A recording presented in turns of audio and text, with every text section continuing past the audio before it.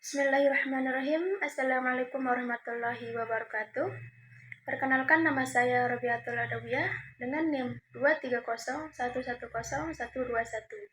Saya dari kelas 1D Biawud. Di sini saya akan menjelaskan materi tentang hadis dari segi kualitasnya. Hadis adalah setiap perkataan, perbuatan, atau ketetapan yang disandarkan kepada Nabi Muhammad SAW. Dalam bahasa lain, hadis ialah setiap informasi yang disandarkan kepada Nabi Muhammad SAW. Misalnya ketika kita mengatakan Rasulullah SAW pernah berkata atau Rasulullah SAW pernah melakukan, secara tidak langsung pernyataan tersebut sudah bisa dikatakan hadis. Namun persoalannya, apakah pernyataan tersebut benar-benar kata Rasulullah atau tidak? Karena belum tentu setiap informasi yang mengatasnamakan Rasulullah benar-benar valid. Dan banyak juga berita tentang Rasulullah yang dipalsukan untuk kepentingan tertentu. Sebab itu, mengetahui kebenaran sebuah informasi yang mengatasnamakan Rasulullah itu sangatlah penting. Para ulama hadis membagi hadis berdasarkan kualitasnya dalam 3 kategori, yaitu hadis sahih, hadis hasan, dan hadis dhaif. Penjelasan yang pertama yaitu adalah tentang hadis sahih. Hadis sahih dari kosakata bahasa Indonesia yang berarti sah, benar atau sempurna. Sedangkan hadis sahih menurut muhaditsin adalah hadis yang dinukil atau diriwayatkan oleh rawi yang adil. Sempurna ingatannya atau hafalannya, sanadnya bersambung, tidak berilat dan tidak janggal. Untuk disebut sebagai hadis sahih, maka ada syarat-syarat yang harus dipenuhi. Di antaranya yang pertama adalah sanadnya bersambung. Artinya, setiap rawi dari rawi-rawi tersebut mengambil hadis secara langsung dari orang yang 115 berada di atas tabakohnya, mulai dari awal sampai akhir sanadnya. Yang kedua, para perawinya harus orang yang adil. Artinya setiap rawi dari rawi-rawi hadis tersebut adalah Islam, balik, berakal, tidak fasik, dan selalu menjadi muru'ah. Yang ketiga, kuat hafalannya atau dobit, baik disebabkan dia menghafalnya atau mencatatnya.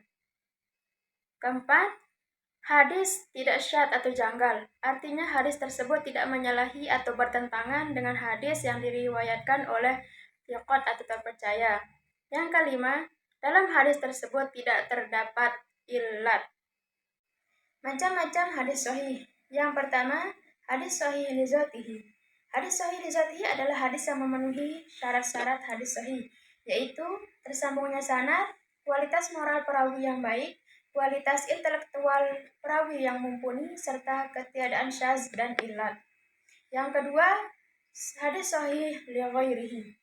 Hadis sahih li ghairihi hadis hasan yang memiliki riwayat lain dari jalur sanad yang berbeda. Baik jalur sanad yang lain memiliki kualitas yang sama dengan hadis hasan tersebut, atau memiliki kualitas yang baik dari hadis hasan tersebut. Kehujahan hadis sahih. Para ulama berpendapat bahwa ahad yang sahih dapat dijadikan hujah untuk menetapkan syariat Islam. Namun, mereka berbeda pendapat apabila hadis kategori ini dijadikan untuk menetapkan soal-soal akidah. Perbedaan di atas berpangkal pada perbedaan penilaian mereka tentang faedah yang diperoleh dari hadis ahad, yaitu apakah hadis semacam itu memberi faedah qat'i sebagaimana hadis mutawir, maka hadis-hadis tersebut dapat dijadikan hujah untuk menetapkan masalah-masalah akidah. Akan tetapi, yang menganggap hanya memberi faedah zonni berarti hadis-hadis tersebut tidak dapat dijadikan hujah. Untuk menetapkan soal ini, para ulama dalam hal ini berbeda pendapat. Pendapat pertama yaitu menurut sebagian ulama bahwa hadis sahih tidak memberi faedah qat'i, sehingga tidak bisa dijadikan hujah untuk menetapkan soal akidah. Yang kedua, menurut An-Nawawi bahwa hadis-hadis sahih yang diriwayatkan Bukhari dan Muslim memberikan kaidah qat'i. Yang ketiga, pendapat Ibnu Hazm bahwa semua hadis sahih memberikan faedah qat'i tanpa dibedakan apakah diriwayatkan oleh kedua ulama di atas atau bukan. Jika memenuhi syarat kesahihannya adalah sama dalam memberikan faedahnya. Materi kedua yaitu tentang hadis hasan. Hasan artinya baik. Menurut bahasa memiliki arti sesuatu yang disenangi dan dicondongi oleh nafsu. Sedangkan menurut istilah, para ulama berbeda pendapat dalam mendefinisikan hadis hasan. Perbedaan pendapat ini terjadi disebabkan di antara mereka ada yang menggolongkan hadis hasan sebagai hadis yang menduduki posisi di antara hadis sahih dan hadis dhaif yang dapat dijadikan hujjah. Hadis hasan menurut Al-Tirmidzi adalah dalam redaksi Ibnu Taimiyah yaitu hadis yang diriwayatkan dari dua arah atau dua jalur dan para perawinya tidak tertuduh dusta, tidak mengandung syadz dan menyalahi hadis-hadis sahih.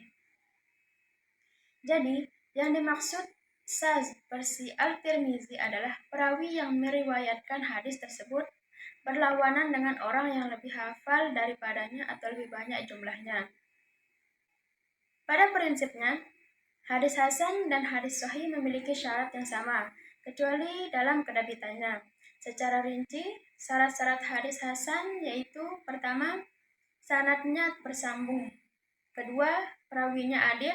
Yang ketiga, hafalan rawinya kurang dabit atau qalil dabit, yakni kualitas kedabitannya di bawah dabitan perawi hadis sahih.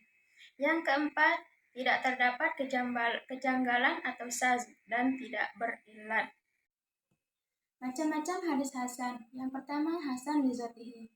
Hasan li dzatihi menurut bahasa merupakan sifat musyabbah dari kata hasuna yang artinya bagus. Hadis hasan li dzatihi menurut istilah adalah hadis yang diketahui orang yang meriwayatkannya serta terkenal, banyak beredar di kalangan ahli hadis, diterima oleh mayoritas ulama dan disepakati oleh seluruh fuqaha. Yang kedua, hasan li ghairihi. Hadis hasan li ghairihi adalah hadis dhaif yang memiliki riwayat yang banyak dan kedhaifannya bukan disebabkan karena fasiknya rawi atau karena kedustaannya. Dari definisi di atas, maka dapat disimpulkan bahwa suatu hadis dikatakan hasan li ghairihi bila terpenuhi syarat-syarat berikut. Yang pertama, banyak diriwayatkan dari jalan yang derajatnya sama atau lebih tinggi. Yang kedua, sebab kedhaifan hadis tersebut adalah jeleknya hafalan rawi atau kebodohan atau sanadnya yang terputus. Yang penting bukan disebabkan karena kefasikan atau suka berdusta. Materi selanjutnya yaitu adalah pembagian hadis dhaif. Yang pertama, dhaif dari sudut sandaran matanya. Dhaif dari sudut sandaran matanya, maka hal ini terbagi menjadi dua macam, yaitu pertama hadis mauquf. Ialah hadis yang diriwayatkan dari para sahabat berupa perkataan, perbuatan, dan takrirnya. Yang kedua, hadis maqtu. Ialah hadis yang diriwayatkan dari tabi'in berupa perkataan, perbuatan, atau takrirnya. Selanjutnya, dhaif dari sudut matanya. Hadis syadz ialah hadis yang diriwayatkan oleh para perawi yang thiqah atau terpercaya. Akan tetapi, kandungan hadisnya bertentangan dengan kandungan hadis yang diriwayatkan oleh para perawi yang lebih kuat kethiqahannya. Selanjutnya, dhaif dari salah satu sudutnya, baik sanad maupun matan secara bergantian. Yang dimaksud pergantian di sini adalah kedhaifan tersebut kadang-kadang terjadi pada sanad dan kadang-kadang terjadi pada matan. Yang termasuk hadis yaitu yang pertama, hadis maqlub. Ialah hadis yang terjadi mukhalafah atau menyalahkan hadis lain, disebabkan mendahulukan dan mengakhirkan. Tukar-menukar yang dikarenakan mendahulukan sesuatu pada satu dan mengakhirkan pada tempat lain. Ada kalanya terjadi pada matan hadis dan ada kalanya terjadi pada sanad hadis. Yang kedua, hadis mudhaf. Kata mudhaf menurut bahasa artinya yang disisipkan. Secara terminologi, hadis mudhaf ialah hadis yang di dalamnya terdapat sisipan atau tambahan. Yang ketiga, hadis mushaf. Hadis mushaf ialah hadis yang terdapat perbedaan dengan hadis yang diriwayatkan oleh thiqah. Karena di dalamnya terdapat beberapa huruf yang diubah. Pengubahan ini juga biasa terjadi pada lafaz atau pada makna, sehingga maksud hadis menjadi jauh berbeda dari makna dan maksud semula. Doif dari sudut matan dan sanadnya secara bersama-sama. Yang termasuk hadis doif yang sudut matan dan sanadnya secara bersama-sama yaitu yang pertama hadis maudhu. Hadis yang disanadkan dari Rasulullah SAW secara dibuat-buat dan dusta, padahal beliau tidak mengatakan, melakukan, dan menetapkan. Yang kedua, hadis mungkar. Hadis mungkar ialah hadis yang hanya diriwayatkan oleh seorang perawi yang lemah, yang bertentangan dengan hadis yang diriwayatkan oleh perawi yang terpercaya atau jujur. Selanjutnya, doif dari segi persambungan sanad-sanadnya.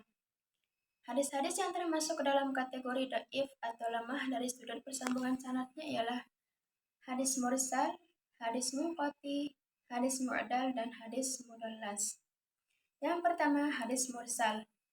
Hadis mursal ialah hadis yang gugur sanadnya setelah tabi'in. Yang dimaksud gugur di sini ialah nama sanadnya terakhir, yakni nama sahabat yang tidak disebutkan. Padahal sahabat adalah orang pertama yang menerima hadis dari Rasulullah SAW. Yang kedua, hadis munqati. Hadis munqati ialah hadis yang gugur pada sanadnya. Seorang perawi atau pada sanad tersebut disebutkan seorang yang tidak dikenal namanya. Yang ketiga, hadis mu'dal.